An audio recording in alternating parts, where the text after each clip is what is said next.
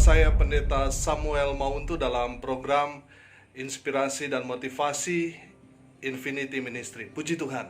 Bapak Ibu Saudara yang dikasihi Tuhan, saya mau sharing satu kebenaran firman Tuhan yang saya percaya akan memberkati kita semua. Amin. Bapak Ibu Saudara yang dikasihi Tuhan, mari buka Injil Markus pasal 5 ayat 18 sampai ayat 20. Demikian firman Tuhan.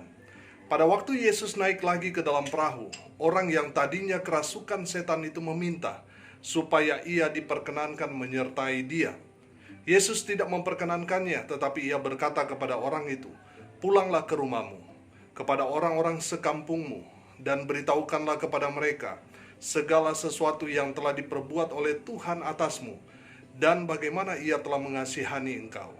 Orang itu pun pergilah dan mulai memberitakan di daerah Dekapolis segala apa yang telah diperbuat Yesus atas dirinya, dan mereka semua menjadi heran. Amin. Haleluya. Bapak Ibu Saudara yang dikasihi Tuhan, kalau kita melihat secara utuh kebenaran firman Tuhan ini, kita mengenal siapa orang ini. Orang ini adalah orang yang dirasuki oleh legion. Saudara yang dikasihi Tuhan, menurut orang-orang Romawi, legion itu adalah pasukan yang beranggotakan 4.000 sampai 6.000 prajurit.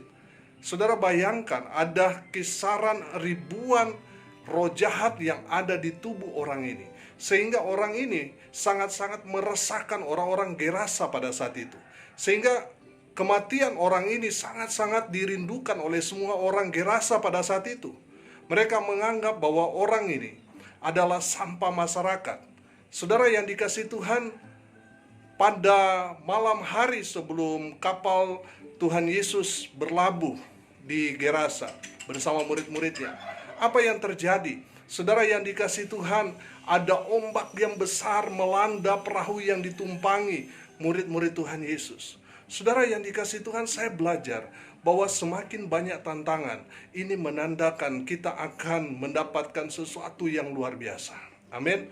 Saudara yang dikasihi Tuhan, setelah kejadian Tuhan Yesus melepaskan legion di dalam kehidupan orang ini, murid-murid baru tahu bahwa ternyata untuk memenangkan satu jiwa, mereka harus bayar harga yang luar biasa.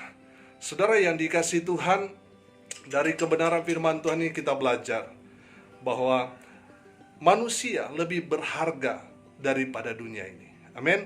Saudara, di sekitar itu pada saat itu ada 2.000 babi. Ada kawanan babi yang begitu banyak. Setelah dihitung ada 2.000 babi.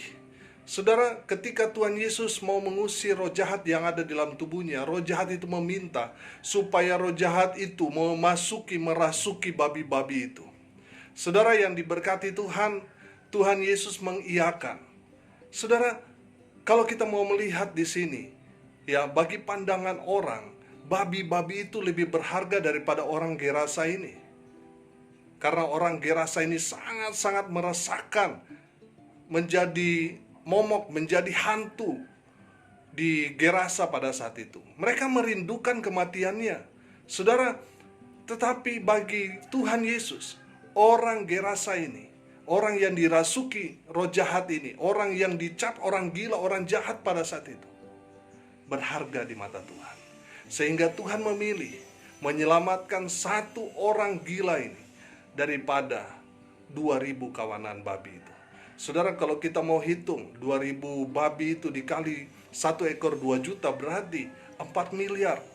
Saudara yang dikasihi Tuhan, di mata Tuhan, satu jiwa ini lebih berharga daripada harga dunia 4 miliar itu. Amin.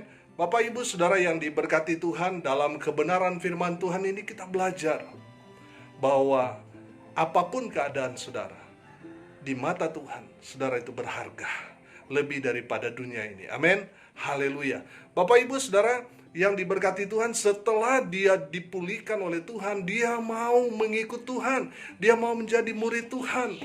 Tetapi Tuhan Yesus tidak memperkenankannya untuk mengikuti Yesus bersama dengan murid-muridnya.